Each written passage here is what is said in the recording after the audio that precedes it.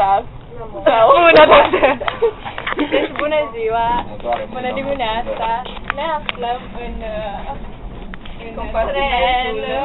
compartimentul ce cuprinde numele 5, 6, 5, 5. Se estimează că acest drum va avea o oră și 26 de minute. Sperăm că vom face mai puțin. Vom face mai puțin. Bun, și acum pauză și revenim după o scurtă publicitate. Noapte bună. Crepolis. Oprește. Amin. Revenind. Mai suntem pe aici, bun. Nu știm ce dar suntem. Pentru ce vrei să facem acest filmuleț? Spune. Pentru că îmi place să fac filmuleț. Acum am ajuns în gară după o oră și 26 de minute de stat Uite, vă spre fericire. 3, 4, 3. Acum vedem persoane cunoscute din clasă pentru că ne-am stat undeva. Uite ce fain soare e. Acum trebuie să închidem. Și acum ne-am luat biletul. A fost 2 lei biletul. Uitați, tramvaiul 8. Eu vreau. Și eu. Da, colegele noastre și 2, da, plus. Da. Ce? Aș spune pe Adina să le spună câteva cuvinte de duh. Bună ziua, mă numesc Adina și cam atât, nu vă las să știți mai multe despre mine că nu vreau. Spune-ne ceva neologisme. Nu știu momentan. Capul meu este gol. Ești golită? Sunt dezgolită. Acesta este girul care nu se stresează, dar o să nu filmăm, facem vlog. Și aici Ioana. Agitația de tramvai. Da. Speranța vopsea. Și nu facem asta. Pe Iulia care se lungește ca o zi de primăvară. Iulia, nu să te strălucești. Așa, deci acum am ieșit de la Târgul de Educație. Și mergem să mâncăm. Da, după cum vedeți, e foarte soare. Și mergem de curse, cam 10.000 de genți. Da. Așa. Și acum am început să mâncăm. Da, am luat de mâncare. Că mă pun sare pe cartof. Și să pun sare. Ia, uite-te ce sare acum. Și-o pus. Las că e amestec, Doamne, iată-mă. Acum vă rog frumos să ne urați poftă bună, pentru că mâncăm miau. Daniela va urmări ce înseamnă vlog. Am dat cu cartofii pe Jos! jos. Doamne, cum te-ai cartofi pe jos? Ce sosul? Eu am 2 sucuri. Are 2 sucuri, aia e boss de boss. Like a lady îl bea pe ultimul.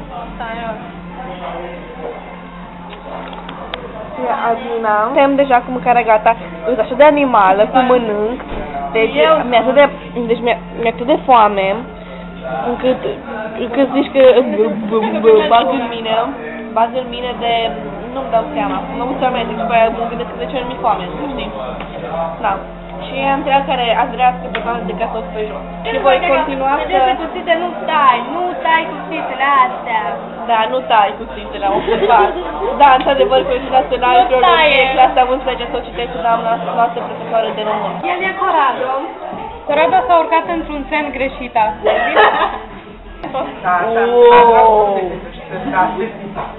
Corado, asta e atât de tine. Noi tot te iubim. Da, te iubim. Ca și colegă. Campania Da, bine, Andreea, ca și Campania iubește-l pe Corado.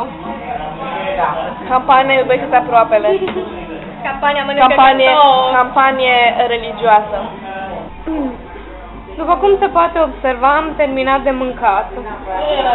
Nu mai pot. Că atât o scroafă ce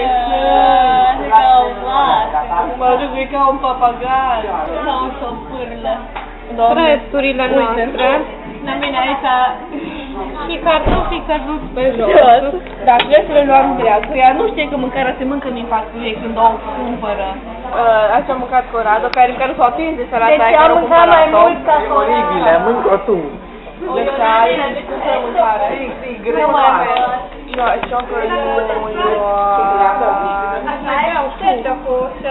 Nu mulțumim.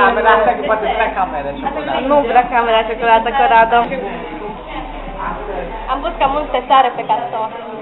Cartofii acestea sunt foarte sărați, doar normal, doar sunt ai Andrei. Uite pe Denisa, curge. Este liniștire, ce... Da, ai nu trebuie gândit. Uite pe Lena. Lena vrea să ne filmeze. Lena face poze, zici că paparazzi.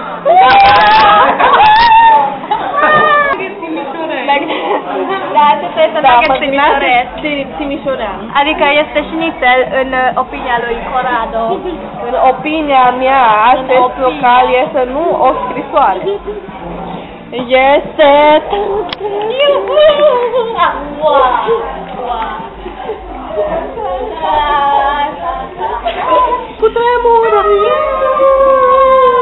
Cutremurul a trecut, mai se mișcă un pic, dar totul e bine.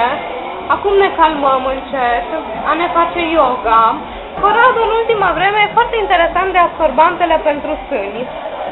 Uite-l pe Răzvan, Răzvan tocmai s-a spălat mărul.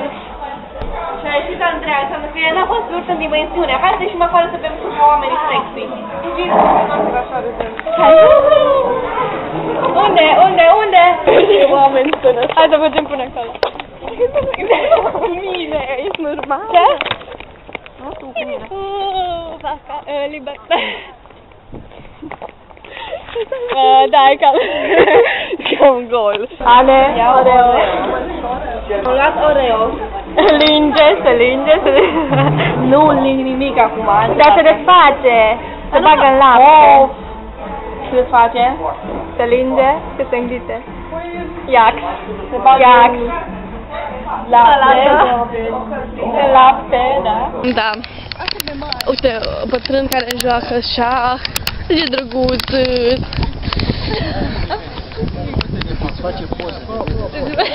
Nu fac poze, fac filmez, dar nu fac poze. Mă filmez. Pentru facem un vlog. Uite. Au întâlnire. N-avem.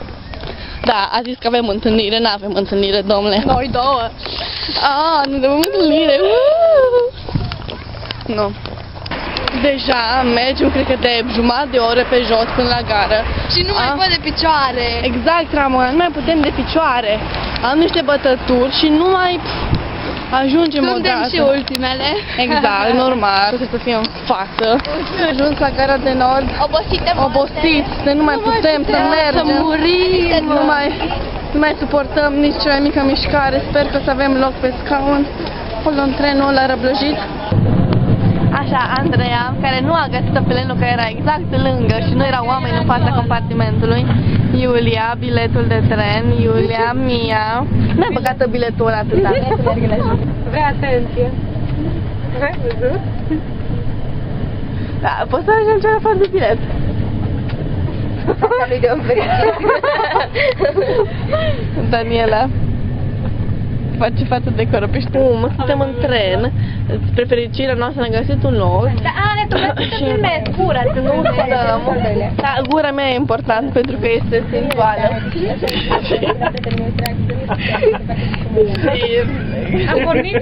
A pornit trenul și acum venim spre casă. Și ideea este că acest mecanism de elaborarea societății native anglo-saxone din secolul al XVI-lea a avut hegemonia foarte complexă și exhaustivă. Așa cum spuneau exegeții lui Eminescu. Așa. Da, să faci o mână la Ghiba, clasa 11 filologie. Da, să citesc din nou pe cineva. Așa, și cum spuneam... Te și tu te vezi pe Facebook. Ciao! Acum e în momentul ăla cu...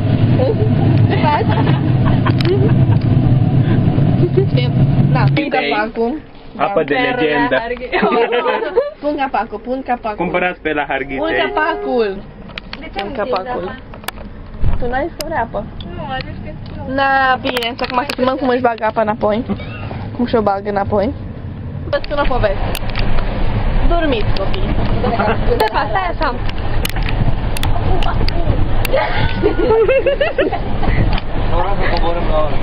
Da, e bun. Da, bun, gata, spune povestea. Dormiți. Dormi.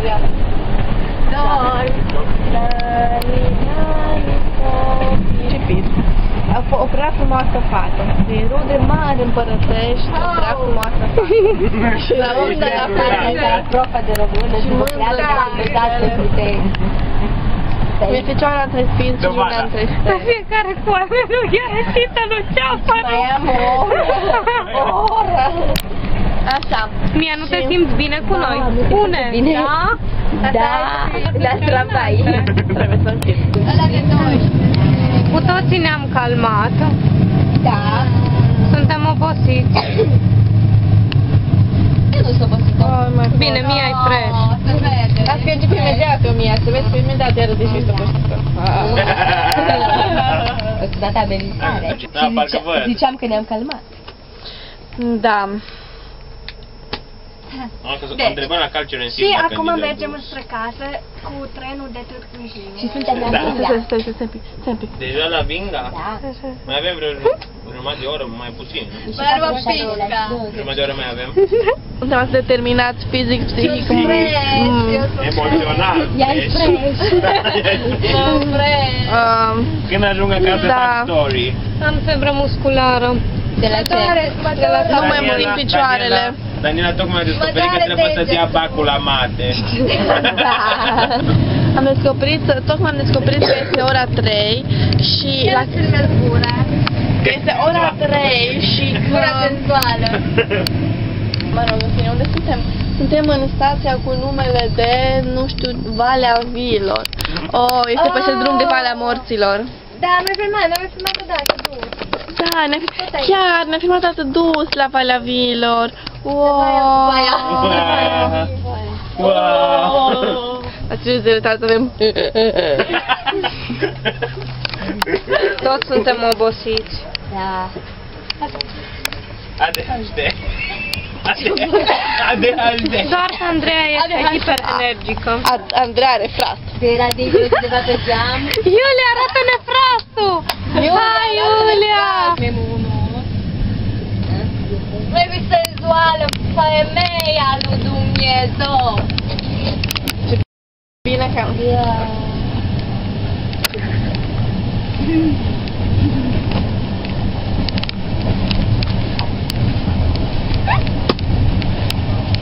Răsmut!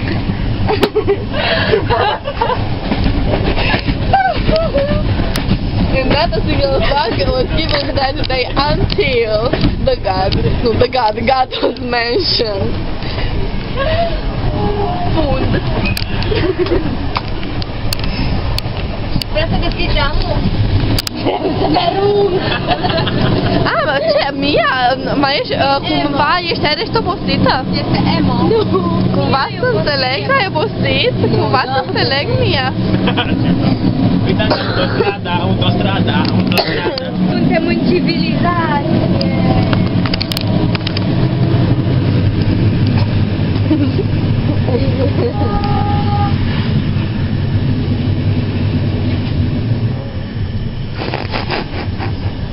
E doar și 3 minute. Oho, 3 și 3 minute, yes.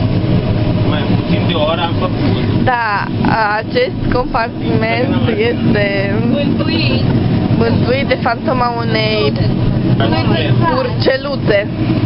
Adică tu. Măi, psihologa, cât de care ea când o citit. Hai, zi mai tare și mai încet. Când o zis, hello! Mă așteptăm cu tabla așa, cu matematică. Hello!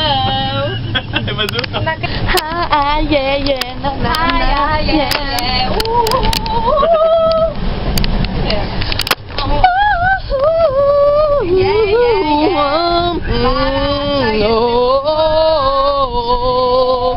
Primăvara vine.